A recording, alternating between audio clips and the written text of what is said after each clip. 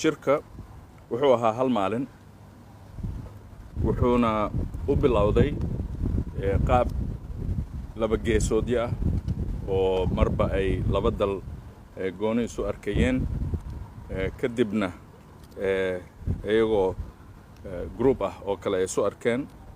halkaasoo looga sii gudbay shirka qaybtiisii weynaa ama plenary-ga ahayd shirarkaas laba geesoodyada ah waxaa lagu xalliyey arrimo badan oo culus oo ugu darnaa inta aan la gaarin shirka weyn dowladda Soomaaliya aad iyo aad ayay ugu diyaar garowday shirkan oo ay diyaar u ahayd in eedeymaha ay u soo jeedisay Kenya ay ku soo bandhigto oo kaga hadasho shirkaas hase yeeshee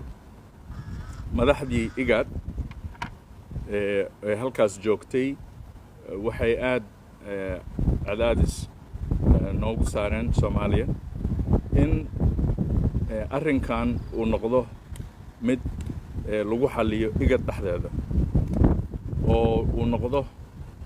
mid laga gaaro wada hadal iyo is-afgarad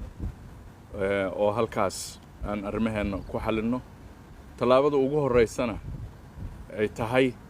in xaaladda la dejiyo ama de-escalation waxa la yiraahdo oo hoos loo dhigo xiisadda Soomaaliya taas waa ay ogolaatay laakiin waxaanu ku xirnay shuruud ah in loo saaro guddi arrimaha ay Soomaaliya ka ashkatoonaysay waxay ahaayeen dhowr arrimood qaarkoodna aan idin kala hadli karno qaarkoodna aan ka gaabsan doono maadaama hawshaas ay wali socoto tan ugu culus oo ugu muhiimsan uguna maaragtay degdegta badan waxay ahayd mid ku saabsan jabhadaha ama jabhadda lagu soo abaabulay dalka Kenya dhexdiisa sida aan anagu qabno oo borderka dhinaciisa kale xuduudda dhinaceeda kale ku abaabulan taasoo IGAD ay go'aan ku gaartay in guddi xaqiiqo raadin ah loo saaro guddigaasna uu arrinkaas soo baaro arrimaha kaleeto oo ay Soomaaliya tabanayso waa wax lagu xallin karo midba siday maaragtay u kala muhiimad weyn yihiin oo lagu xallin doono diplomatic channels ama qaab diblomaasiyadeed u socon doono laakiin arrinkaas ku saabsan xuduudda iyo xiisadda ka taagan taas waxay ahayd midaan rabnay in marka hore laga wada hadlo inta aanan loo gudbin wax kale shirka wuxuu dhammaaday isla shalay sida aan wada ognahayna waad hesheen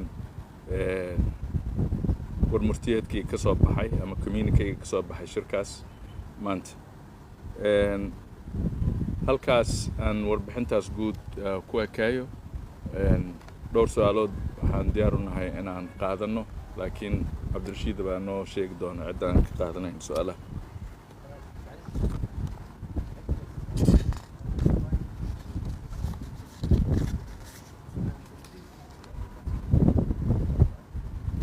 koro hadal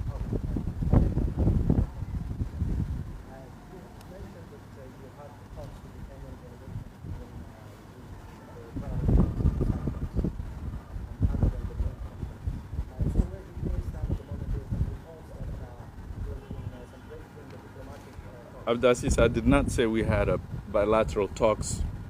with Kenya. I said the countries had bilateral talks before the meeting started, but there was no bilateral talk between Somalia and Kenya. So that is a clarification.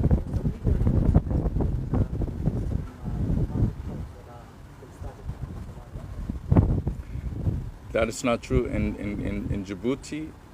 we had talks between Somalia and Kenya within the framework of IGAD, with the presence of other presidents, but there was no bilateral talk. Thank you.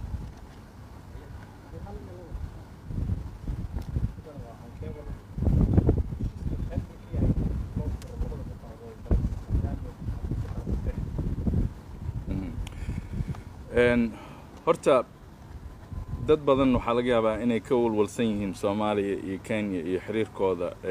xumaaday laakiin waxaa ogaataan Kenya iyo Soomaaliya laba dal daris inay yihiin xiriir aad u dheerna oo ka dhaxeeyay muddo aad u dheer dad badan oo Soomaali ah iyo dad badan oo Kenyan ahna ay